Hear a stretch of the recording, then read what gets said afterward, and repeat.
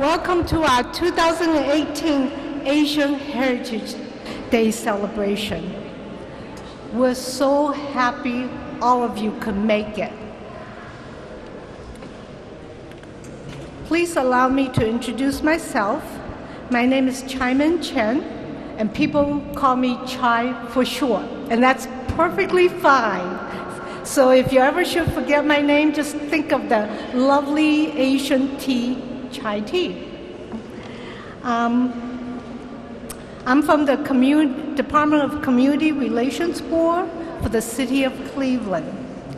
Since most of you do not know each other, please look at the center of your table. There's a little basket, and feel free to pull a slip out, because the evening is not about me, it's not about City Hall, it's about all of you guys. What's so wonderful about my job is I get to connect people. The key word of my job title is liaison. So when you pull out that slip tonight, before you leave, I want you to go and meet someone you do not know. And you're going to use that slip by sharing that slip with that person and say, did you know, blah, blah, blah, okay? This is a quick way of making new friends. Now, please, let me introduce one of our Community Relations Board member, Yawa Ryan. And Yawa, please come and speak for us.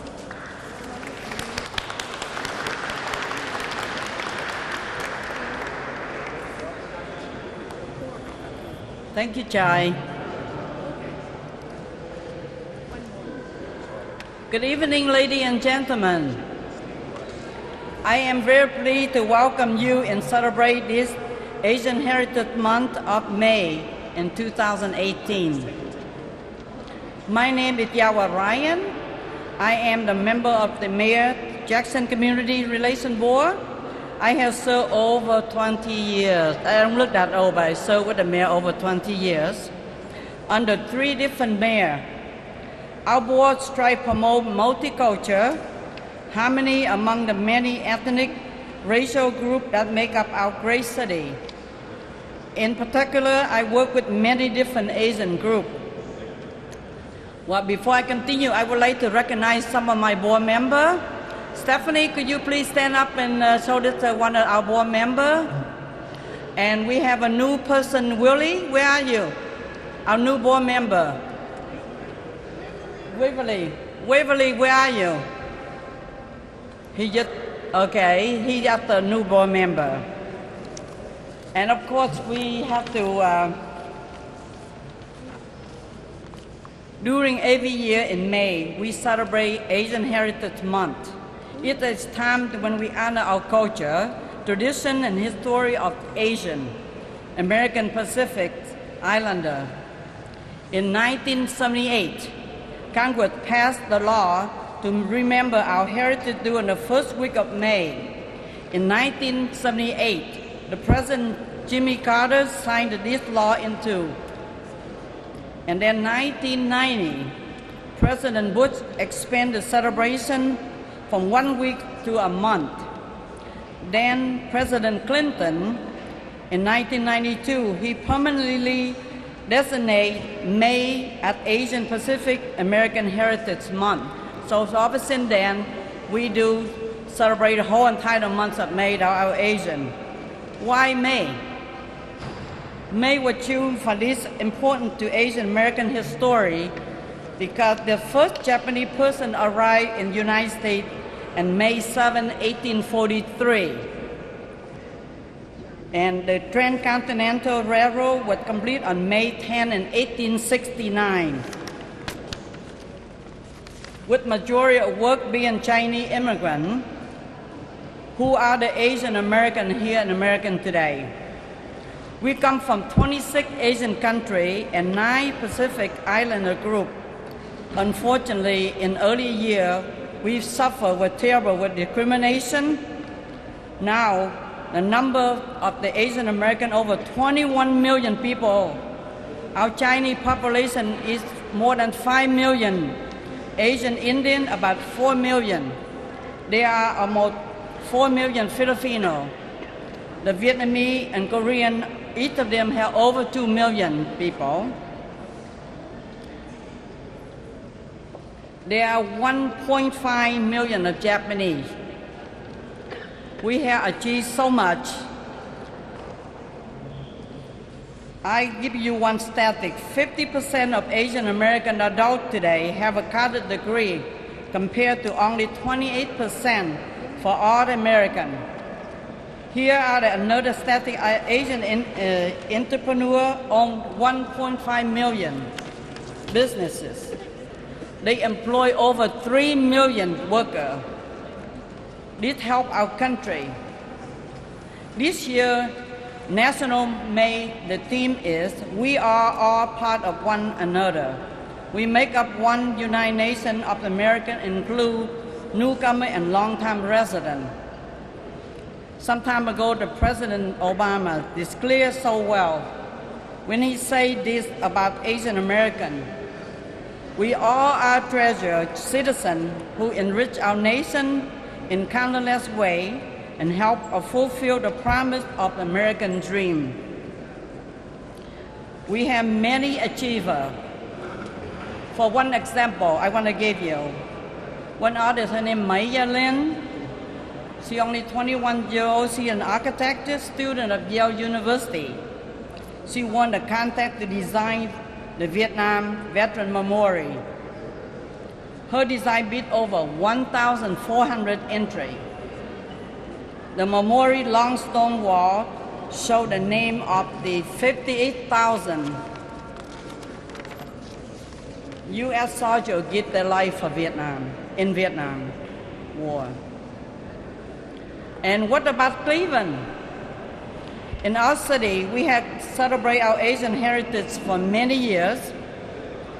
Our beginning leader were people such as David Nam Kong, David and Francis Nam Kong from Korea, Johnny Woo and Mr. Lee, John Myself and others promoting our tradition and success. One of our major organizations was called APAC back then. They're standing for Asian Pacific Federation. I was very proud to be one of the leaders for 7 years that we celebrate Asian heritage. Earlier here were Dr. Masao Yu from Lorain, Ohio, Mr. Chanda from India. He would head the community and also the federation, and also Dr. Do, Vietnamese community, and many more. Too many to mention a name. Each year we sponsor Heritage Day, such as plays that we held.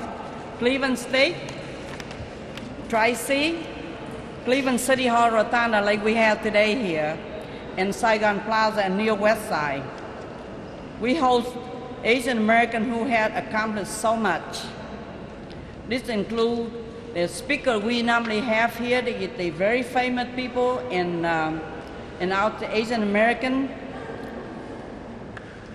There's the speaker with Eileen Chow. She's the Secretary of Labor the 1 year. Then we have a Dr. Chen, outstanding pianist from CFU. She's the first one win Grammy Award. Dr. Santo, the Filipino community, and Attorney Margaret Wang. She has spoke here several times and many different places on the Asian Month, and so on. There's another long list that I cannot able to spell out today. Out of these efforts come from famous Asian festival. The Asian festival you guys just go a couple of weeks ago, that come from Asian Federation. That's how we do the work. The Intamin and the city of Cleveland helped to start that. And every year we got 40 or 50 people to come to the festival. And somebody, Waverly, just say that he went there today and he loved it. Tonight, under leadership of our Community Relations Board, Director Reverend Grady Stevenson, and our Vice Chair, Dr. Charles Lucas, we honor the Asian American educator. Our Asian American staff member, who is the liaison of the Asian community, Chai. She works so hard. Where Chai? Oh, here, Chai. She work and her work. People work so hard to put the event here today for every one of you. So you're here to celebrate and give her, Chai, a raised hand. Wonderful work, Chai. So again, welcome everyone and hope you enjoy the rest of the evening. Thank you very much. Okay?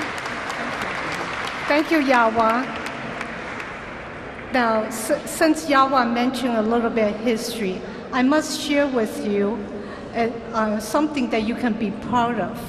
Cleveland was the very first city in the country to have community relations board department, and it was the first city to have an Asian liaison and Hispanic liaison position in the department. So you guys be proud, okay? And also, before I start the evening, like I said, the most fun part of my job is connecting good people.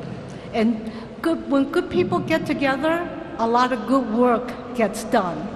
So allow me to just introduce a few people that truly deserve some recognition, because if I don't share with you, you might not know. First of all, will my language access team members stand up for me? Olivia, Alex, could you guys stand up? And is Rick here? I didn't get a chance.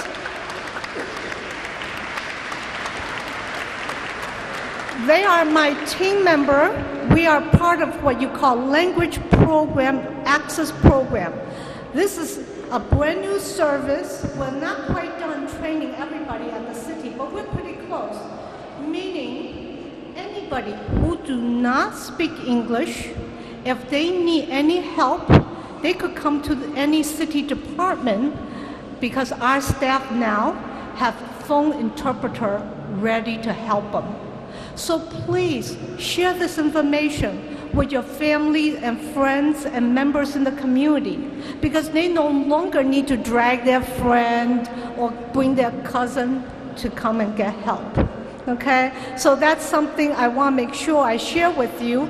But most importantly, tonight would not be possible if it weren't for help of my co-worker, Jonathan, Jaquez, Chris. You don't have to stand up. Edwin, please at least raise your hand so I can, so people know that you're helping me. And also, I have a couple former colleagues. I also recruited them to help me, Denise and Rose. And lastly, let me introduce you guys to Director of Public Safety, Michael McGrath. He is always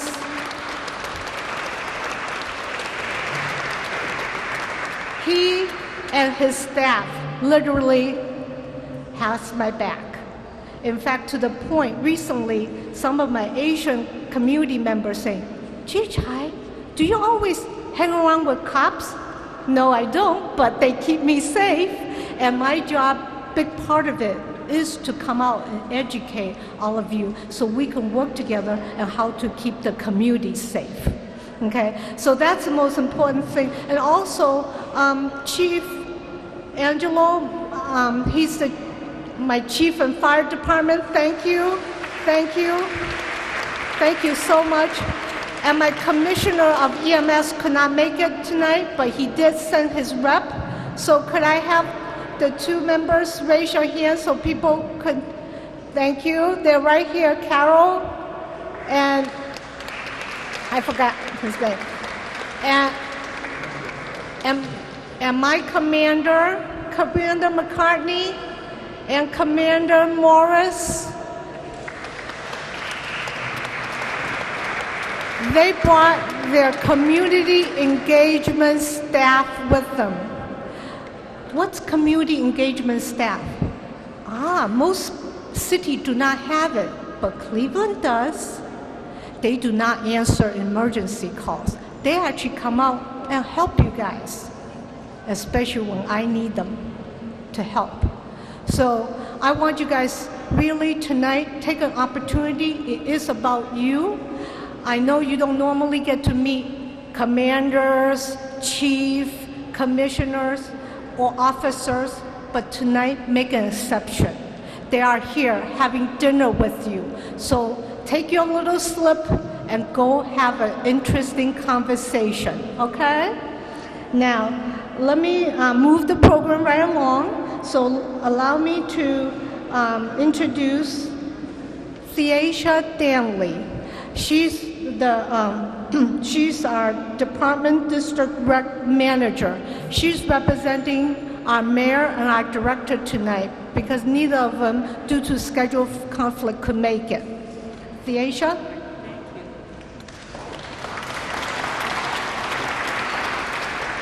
Before I move forth with my remarks, I want to recognize Chai for the hard work she does and continues to do for the Asian community.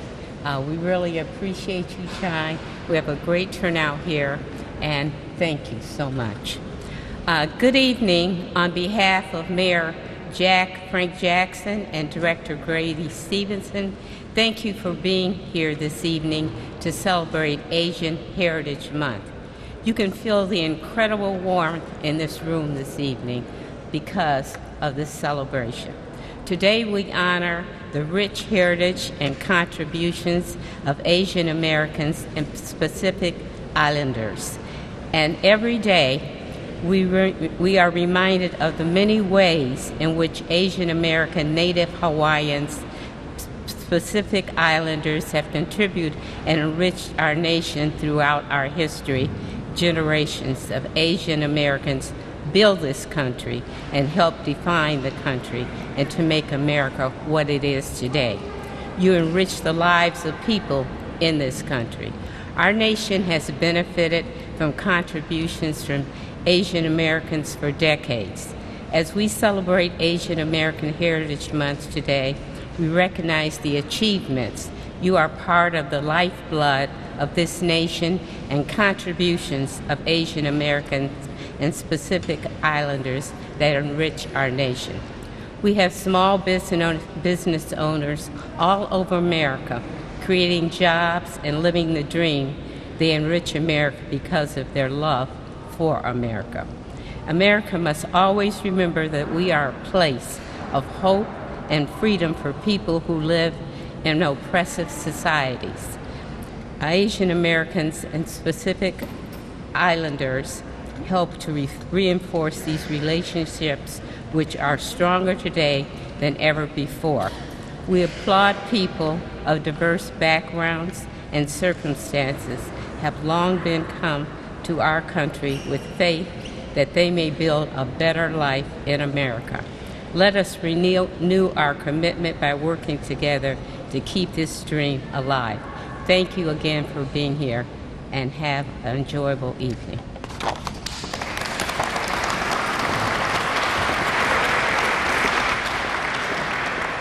Thank you, Theasia. Now, I am honored to introduce our keynote speaker, Peter Peck.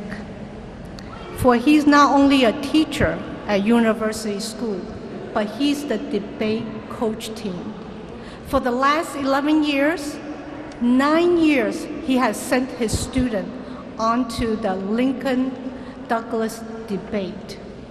Now, personally, I wish all of our sports team, Cavs, Indians, and Browns, could have his batting average. So let's welcome Peter to speak to us.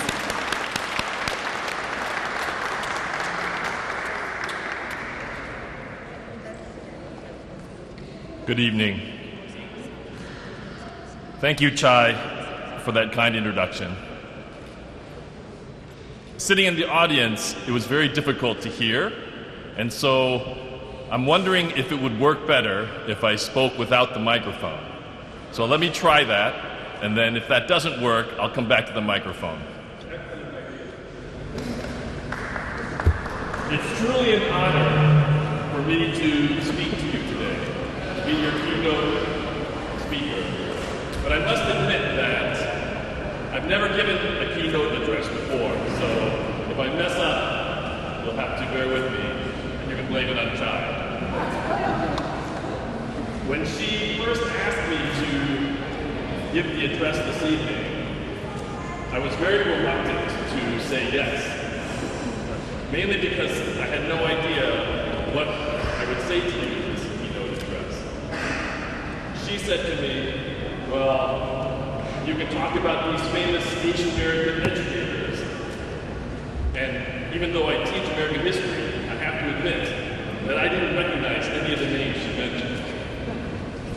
And I asked my wife what to talk about, and she said, well, just tell people why you came to Cleveland. And I came to Cleveland in order to be with her.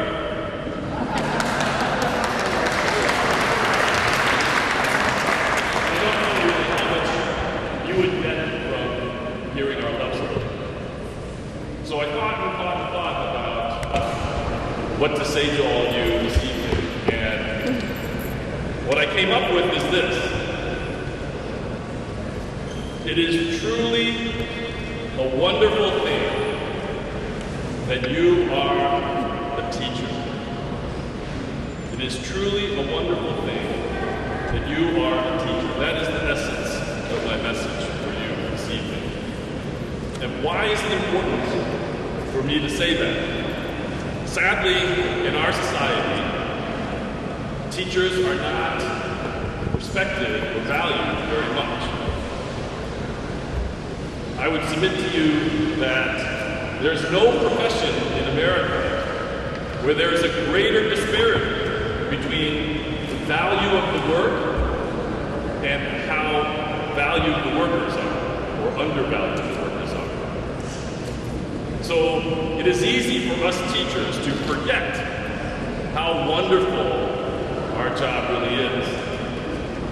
So what makes teaching wonderful? There are a lot of things that I love about my job. I love to learn. I love that I get paid to read books and gain more knowledge. I love my field. I love religious studies and ethics and history. And I love discussing deep philosophical questions with my students.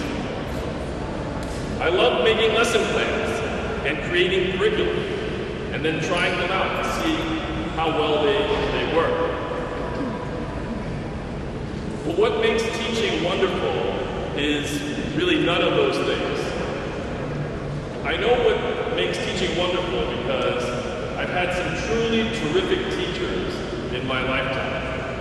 And I want to tell you about 3 of them briefly. The first was Ms. Baumgartner. She was my first grade teacher.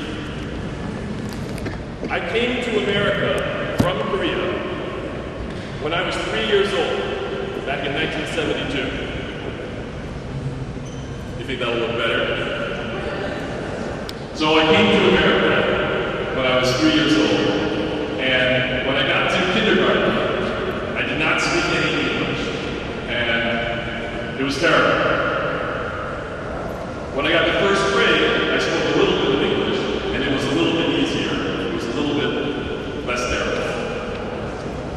My first grade teacher, Ms. Baumgartner, truly showed that she cared about me. Even though the way that I dealt with my frustration and not knowing what was going on was by acting out. I got into trouble frequently, and throughout my first grade year, I must have been in detention at least once a week after school with Ms. Baumgartner. But what she did was really remarkable, was she would repeat with me the reading lessons that she had done earlier in the day with the whole class. And that's how I learned to read in detention with Ms. Baumgartner. The second teacher I want to tell you about is my English teacher from 10th grade and 11th grade, Mr. Stoya. He taught me how to think and how to write. He was a terrific devil's advocate. No matter what students said, he would ask us questions and force us to think more deeply about our views. And And he made us write so much. We not only had daily quizzes, we had journals to write, we had essays to write, we had a research paper to write. And miraculously, he would turn back, he would grade and give back to us whatever we produced, almost always the next day. And to be honest, I'm not that good as a teacher. It takes me many days to get work back to my students, as they will tell you. The third teacher that I want to tell you about is Miss Barbara Griffin, who was my speech teacher and my speech coach in high school. She worked with me after school and helped me to perfect the speeches that I would compete with on Saturdays. She drove our team to speech tournaments. And when we won, she celebrated with us. But when we lost, it was more often. She would console us. And it's because of her that I became a debate coach. Now, what all three of these teachers had in common was that they truly cared about my learning. They truly cared about me. They created a special bond with me that inspired me to care about my learning, that inspired me to produce the best work that I could in order to please them. And it is that connection that I will never forget. It is that connection that I try to create with my students.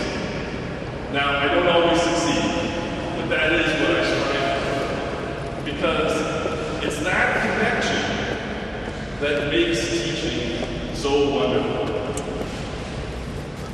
It is the bond that you create with your students. It is your job to approach each student that you have with a kind of unconditional love. Now, it's easier to love some students more than others, I know. But it's often those students that are more difficult to teach that truly need your care and that will truly benefit the most from your work with them. And one of the hard things about teaching is that you don't always get to see the fruits of your labor. No matter how well you teach, you may not see the results. It may appear as though you're not getting through to your students. And let me close with a story from my first year of teaching. I didn't plan ahead very well when I was in college, so I ended my senior year with two choices. I could go to graduate school or I could become a teacher.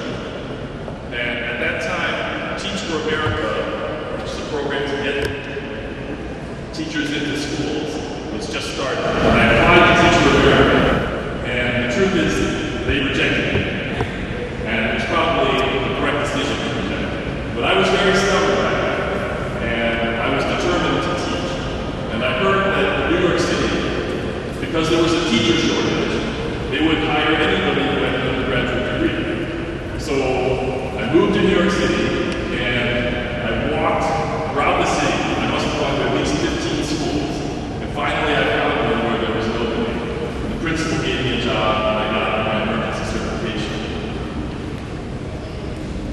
But I have to say, that was the most difficult thing that I ever tried to do in my life. And to be honest, it was the first thing that I completely failed at. I had 25 third graders, and Fort Greene back then was not as gentrified as it is today. And almost all of my students were on free lunches, and they needed a teacher who was experienced, who had skills, who had training, and I was none of those things. So it was a disaster. And the worst part of it was that I didn't know how to manage a classroom. And so when students would misbehave, all I would do was yell at them. And that stopped being effective after the first day. So in February, I finally decided that I wasn't doing the kids enough good to make it worth my continuing to teach them. And fortunately, there was a substitute, a long-term substitute teacher at that school who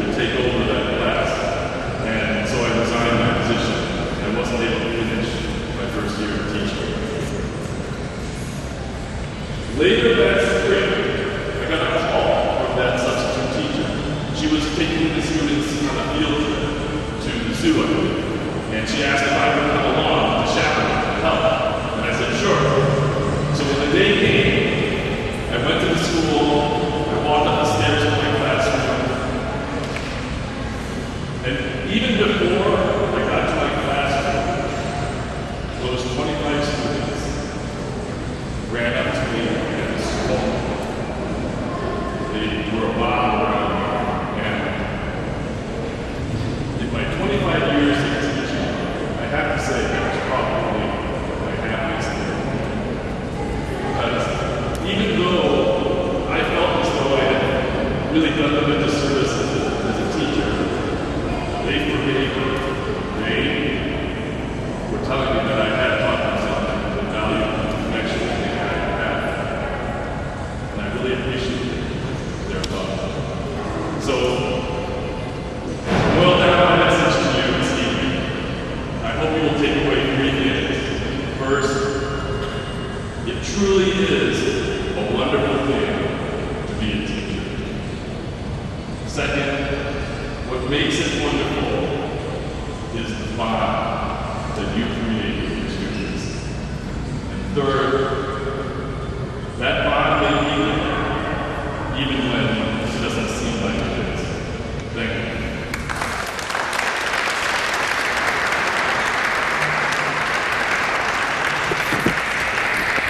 Don't leave, Peter. Don't leave. Now, Theasia, would you please come up and present the proclamation to Peter, please? Theasia? You were here 2 seconds. Oh, okay. I was going to say, I saw you.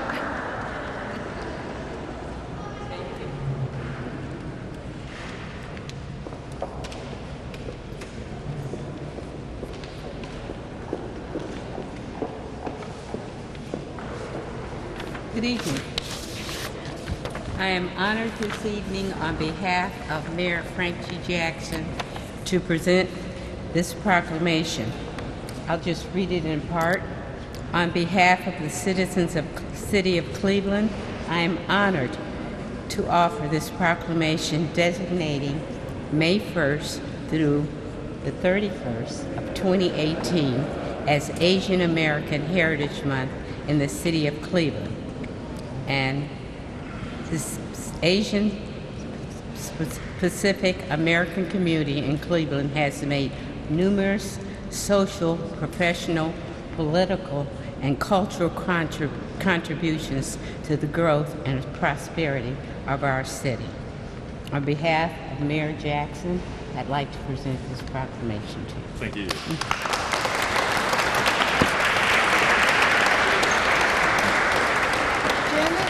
Janet. It's okay. Janet.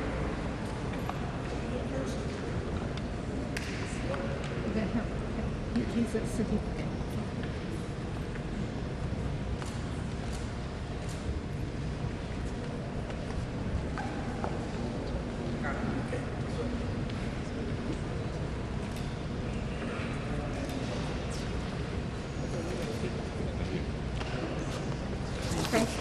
Thank you, Peter, and thank you, Theasia. Now I must confess, I too am a teacher, and I am also American history major, coming from an all-engineer family. So I don't know what went wrong there, but okay. Now I truly have the pleasure of introducing Ahmed Ghosh, teacher from Joseph M. Gallagher School. He brought his students to come and perform for us today. So let's give him a welcome and let him introduce his student and his group to us.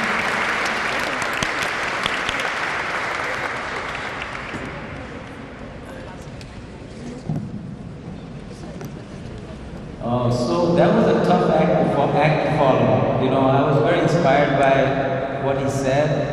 And I would like to say I think it's really good to be in Cleveland right now. There are many things going on. Anyway, I'm here on behalf of CMSD and the bilingual department. we actually have a group of young ladies. I could not get all of them because it's summer vacation. And we want to showcase some of their culture, especially in the countries maybe you've not heard of, India and Nepal. So for those of you who don't know where Nepal is, it's called the Jewel of the Himalayas, and it's situated just on the border of India, on the northern side of the Himalayas. And it's really around the year 1993, 1990 to 1993, they had some political problems in a country called Bhutan, where 100,000 Nepali families had to leave. So they had nowhere to go, and the UN was kind enough to give them visas to many countries like the great country of ours, USA, Canada, Australia, and many other European countries. And 5 years ago, suddenly, at my school, I got a lot of Nepali students. In the beginning, I didn't know what to do with them, but my mother, who was a teacher for 30 years, she told me once, she said, you can teach kids in the classroom, but you have to learn how to learn them outside the classroom too. So she passed away 4 years ago, and I'm trying to carry the torch on behalf of her. So these girls have practiced really hard, and they're going to teach you a little bit about their dances, and some of them, they were under the weather too, so please excuse them if they make mistakes, but it's a middle school presentation. I hope while you guys are having your dinner, you really enjoy it, and thank you for having us, and it's my pleasure to be in this distinguished company, and please enjoy. Thank you.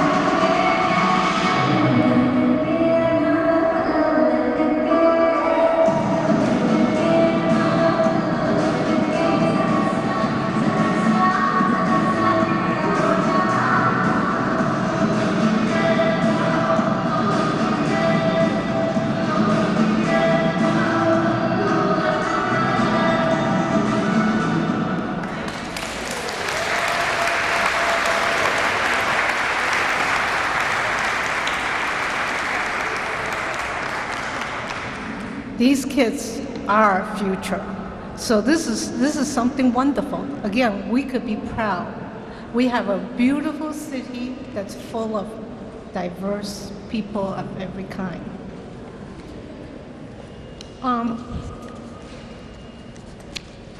Now, don't forget those little slips. I know most of you are done with dinner, and you cannot leave right after dinner because we have dessert. And also, this is time for you guys to meet your new friends. I am sincere.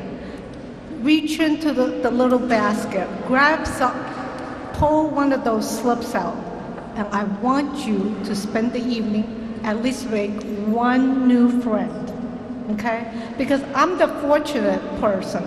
I'm the liaison. I know most of you, but you don't know each other. Since you guys are all my friends, I want my friends to know each other.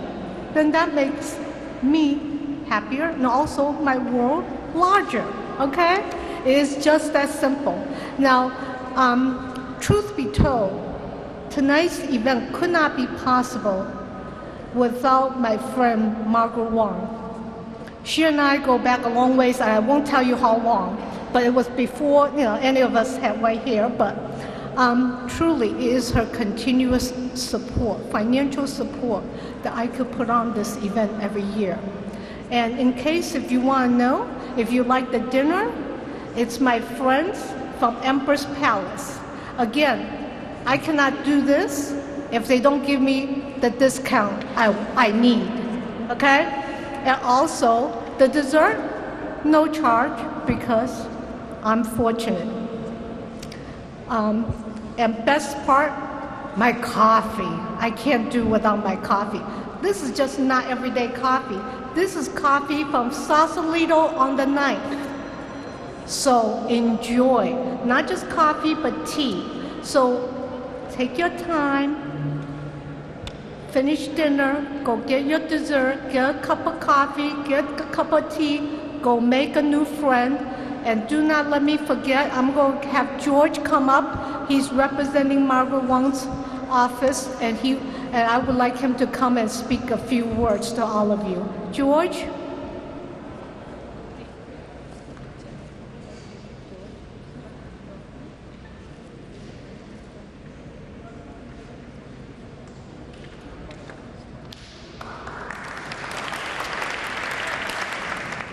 Again, my name is George Kusa. I represent here the immigration law firm of Margaret Wong and Associates, and I'm honored to be here to speak to you and thank Ms. Chen for inviting us, and honored more to represent my boss, Mrs. Wong, whom we call the champion of immigrant, for her wonderful career over 40 years helping immigrants.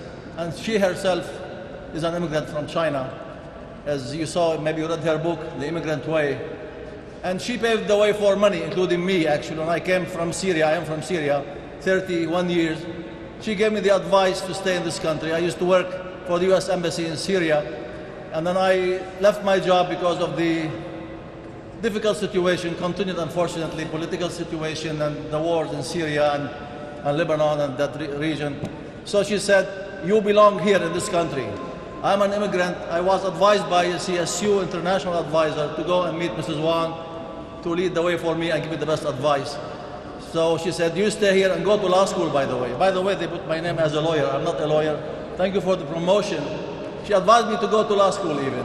But I was doing study on international affairs and intercultural studies and things. So I did my graduate work in international affairs and kept, seeing her. We became friends. And I went to academia. I worked for Tri-CIF as a professor of English second language, and I was also the advisor for international students. But again, I kept the connection with her. I retired early from Tri-CIF. I found myself back.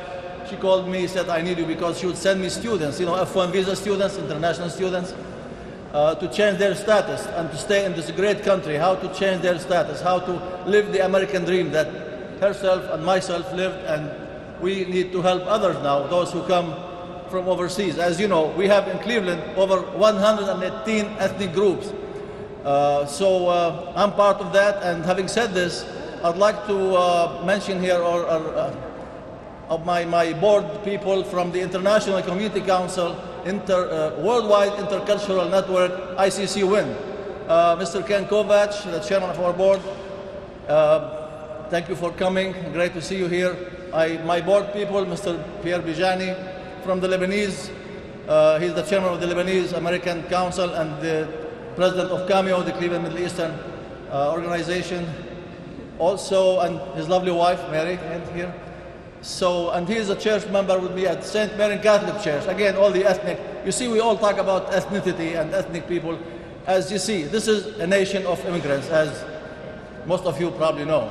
And I really sometimes feel like my mainstream, friends, people, I meant those who were born here, I said, I hope I'm not offending you because I talk a lot about immigrant. I'm an immigrant myself, proud immigrant, a proud American citizen.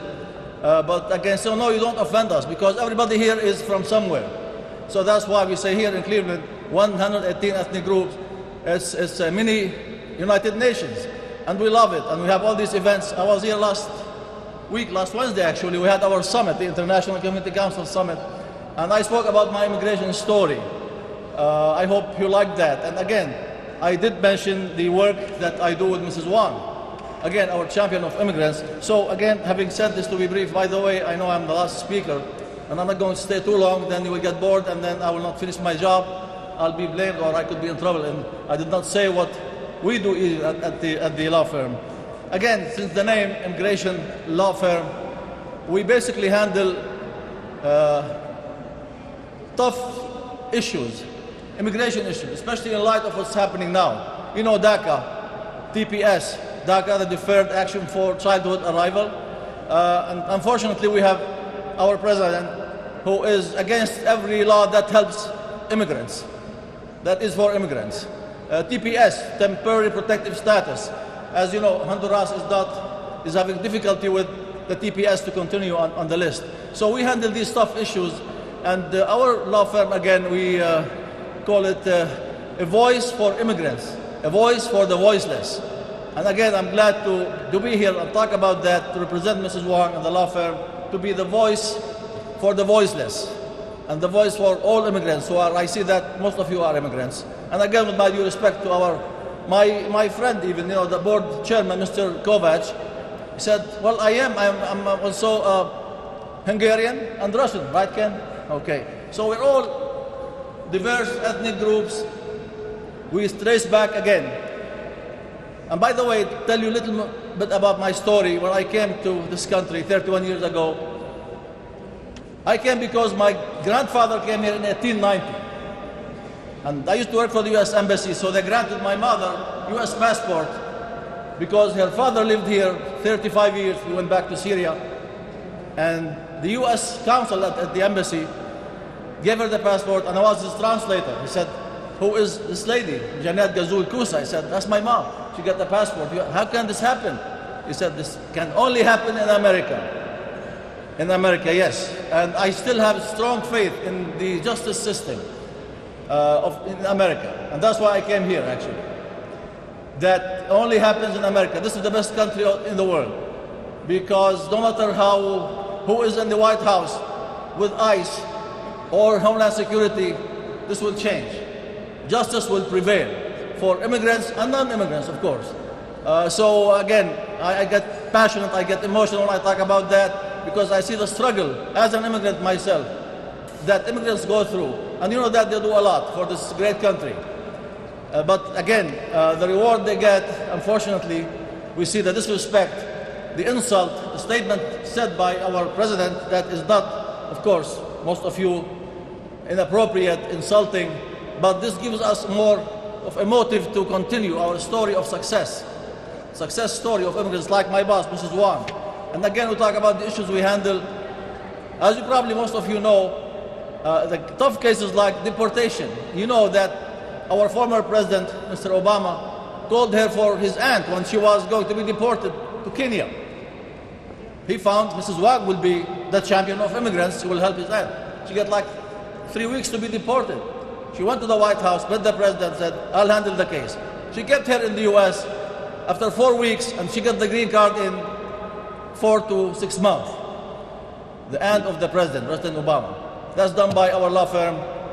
And again, I'm proud to talk about that and to mention that about along the line of the activities, the tough activities and the tough issues that we face and we help with.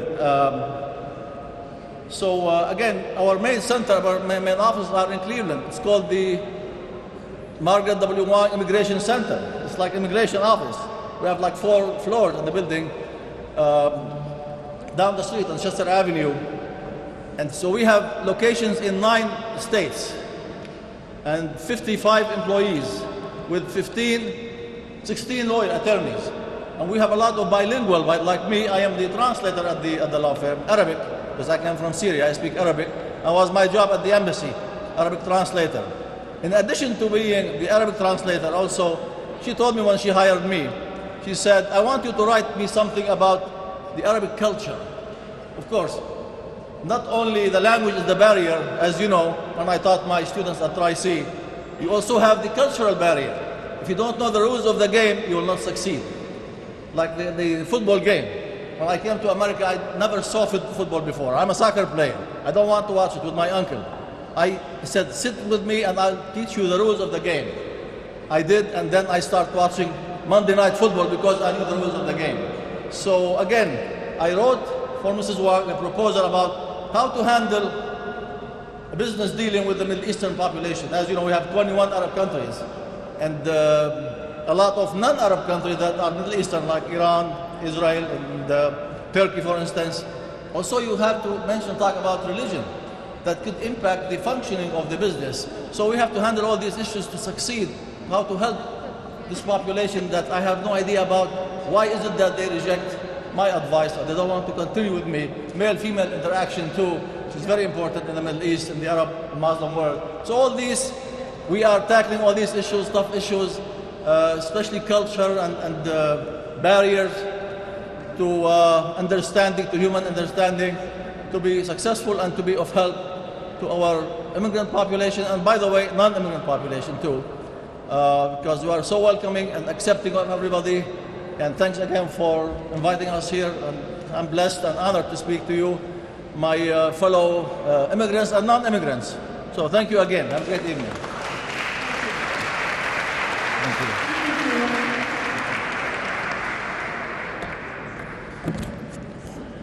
Now, I hope you guys had a chance to get dessert and grab a cup of coffee and start meeting some new friends.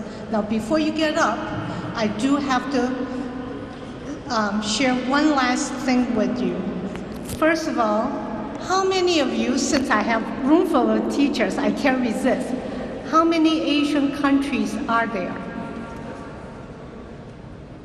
Anyone know? Take a guess. Not counting islands or territories. Lower. Someone said 80, not quite that many. 50. Who said that? Excellent. Thank you, Chief. Someone knew their geography. By the way, Asian country, the first country, letter A, starts with Afghanistan. The last one ends with Yemen. So in case if you don't know, all the Middle Eastern countries are part of Asia. Okay? So I don't want you to walk away thinking Asians are only Chinese, Koreans, and Japanese, and a few more. Okay? Lastly, I really want to give recognition to some of our guests. We are so well represented tonight. Not only do we have Joseph Gallagher School, University School, but we have Bowen Wallace here tonight. We actually have a teacher who came all the way from China tonight. He's actually visiting his family here in town. So that's how far the reach is. And they all connect to Cleveland. And I even had a teacher drove all the way up from Columbus. So before you leave, please come say hello. And Horizon Academy is here, Gallus Academy is here, Tri-C is here, Case is here. You guys, get busy, make new friends. Bowen Wallace, Okay? So you have a lot of lovely people here to meet tonight. So grab your dessert and coffee. Oh, yeah.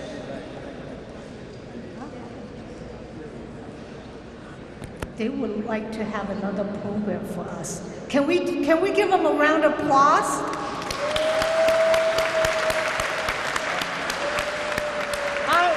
Our students are wonderful.